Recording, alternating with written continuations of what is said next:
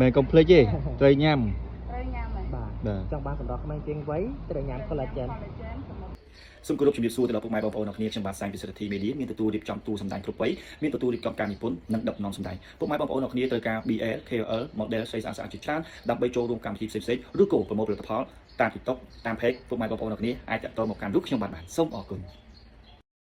សូមគោរពជំរាបសួរទៅដល់ពុកម៉ែបងប្អូនអ្នកគ្នាបាទនេះគឺជាចូលប្លុកថ្មីរបស់ខ្ញុំទៀតហើយបាទឃើញខ្ញុំកំពុងតែ selfie និយាយរៀបរាប់នេះឮខ្យល់ខ្លាំងពេកបាទហើយនេះកំពុងតែរៀបចំបងស្រីមកថតប្រម៉ូទផលិតផល Marine Collagen គឺផលិតផលថ្មីផងដែរហើយនេះគឺជាសកម្មភាពក្រៅឆាកខ្លះៗដែលខ្ញុំបាទរៀបចំក៏ដឹកនាំទៅដោយផ្ទាល់ផងដែរផ្ដិតយកនៅរូបភាពដូចជាវីដេអូអនុស្សាវរីយ៍ល្អៗដើម្បីផុសជូនពុកម៉ែបងប្អូនឲ្យបានទស្សនាផងដែរសម្រាប់ពុកម៉ែបងប្អូនមកបងម្ចាស់ផលិតកម្មម្ចាស់ក្រុមហ៊ុនម្ចាស់ sport ម្ចាស់កម្មវិធីផ្សេងៗម្ចាស់ brand ផលិតផលទាំងអស់បើសិនជាបងមានតម្រូវការចាំបាច់ចង់បានតារាសម្ដែងតារា model BL KL ឬក៏អ្នកប្រម៉ូទផលិតផលទាំងអស់ទាំងប្រុសទាំងស្រីបងប្អូនអាចតាក់ទងមកកាន់លោកខ្ញុំបាទឬក៏មួយទៀតបងចង់បានសាច់រឿងភាគខ្លីភាគវែងតាក់ទងជាមួយនឹងសាច់រឿងប្រម៉ូទតាក់ទងនឹងផលិតផលឬក៏ចូលរួមកម្មវិធីផ្សេងៗបងអាចតាក់ទងមកកាន់លោកខ្ញុំបាទផងដែរហើយនេះគឺជាក្រៅឆាកទៀតហើយបងស្រីកំពុងតែរៀបរាប់អំពីផលិតផល Marine Collagen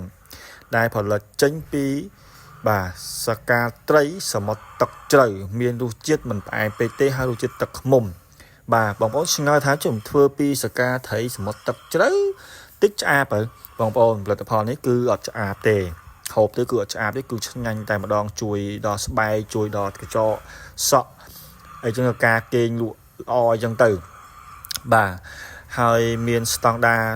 គុណភាពស្តង់ដារត្រឹមត្រូវបងប្អូនអ្នកគ្នាការវិកខ្ចប់របស់គេគឺល្អមែនទែនហើយអ្វីដែលសំខាន់គឺ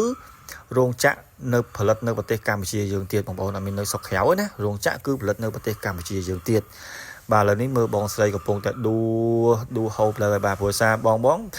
ឲ្យគាត់ហូបតាមមួយលាពីព្រាដល់ពេលគាត់ដាក់ទៅឆ្ងាញ់បងប្អូននិយាយវាថាដាក់ដល់4 5លាពី